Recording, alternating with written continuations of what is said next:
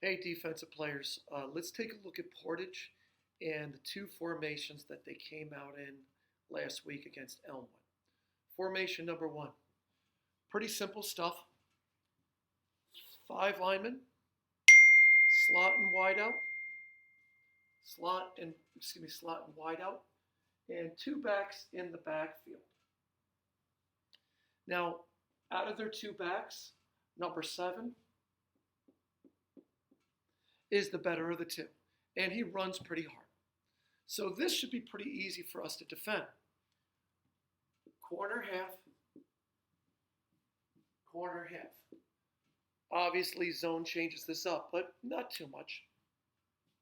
End, end, nose pistol, Mike, Sam, Will. Okay, so Mike and Sam, make sure you're aware that you have the first back out of the backfield to either side. And what they like to run out of this is really pretty simple. They will run lead,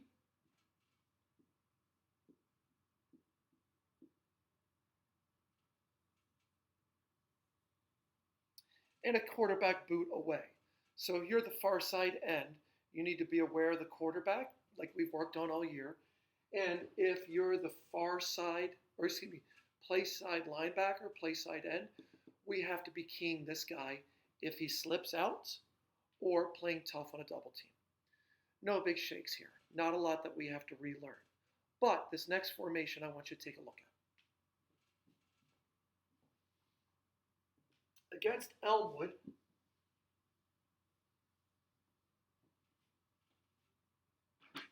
they went into this. Wide out, wide out. Kind of a wing, not a tight end, because he's off the line of scrimmage, but kind of a wing. Quarterback, back, back. Okay, this really shouldn't cause us too many problems at all. Here's how we want to play it.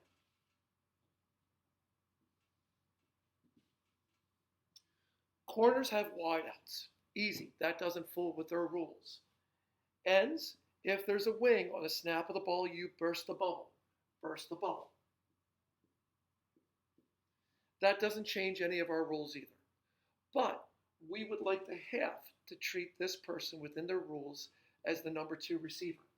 So half, you're right here, over top. Half, you're right here, over top. Now, what we want the outside linebackers to do is we want you to come up on the line of scrimmage, maybe a yard off, and we want you to become the force player. We can't have the end as the force player or the contain player because he's bursting the bubble. So let's talk about what you're keying. Halfback, you're keying the tight end. If this tight end blocks down, it's a run, and you have to come up for run support.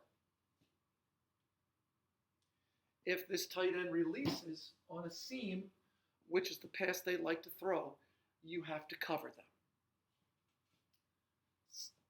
Outside linebacker, you're not keying here, you're keying here. This back is yours. If this back were to slip out on a pass route, you've got them.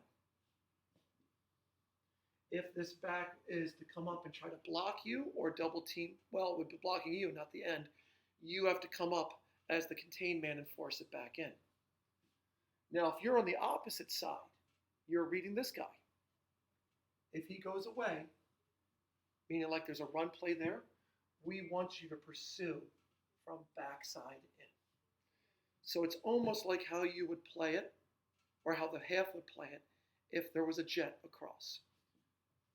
And you still have this guy if he pulls the ball. So, just one more quick review.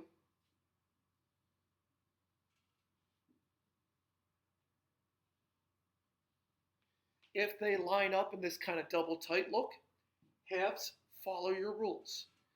You've got the second receiver in. Line up over top of him. Read that tight end. If he blocks, come up. If he releases, cover him. Outside linebackers, you're going to play much closer to the line of scrimmage. You've got contain, and you are reading the backfield. If the backs come to you, you have to come up and force. If they go away, you pursue. And we should also check this out.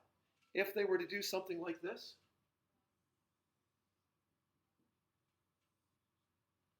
Mike, you would be coming over to get this line back. Excuse me, get this back. And if I neglected it, say Mike linebacker, you're just reading these two backs. You go with their flow. So if you saw this, you would be going this way anyhow.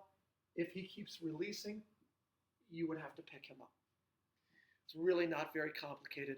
We'll walk through all of this on Tuesday. We'll see you then. Probably 2 clips just from Portage so you can see the formations I just drew up. Here's the first one. You can see they've got 5 linemen. Number 24 is a quarterback. So I don't think he's their regular quarterback. Here's number 7 that I talked about. 35 is back there. Wide out, slot. And you can't see it, but there's a wide out and slot. We'll just let this play go forward.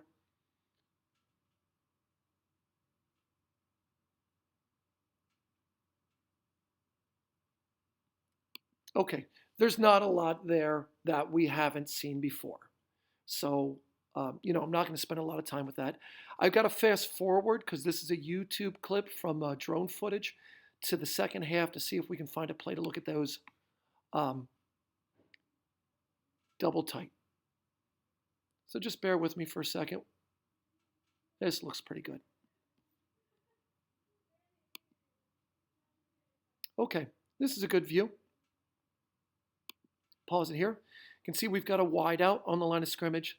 So number 4 and number 18 really are wings.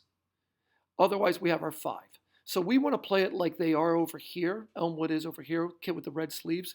We want to blow up this bubble. And if you could imagine that these players are about where we want our outside linebackers to be, and we're going to put our halves over top. So we're going to be in a little bit tighter of a bunch than they have. But let's watch one of their plays.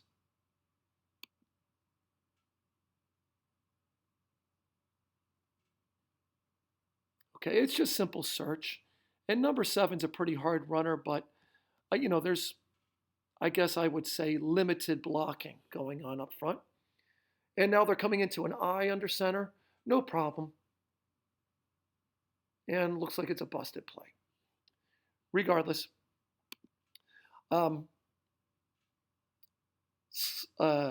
out and slot, 5 linemen, or 2 wings and wideouts. We should be able to play either one of those just fine. Okay, guys, we will see you on Tuesday.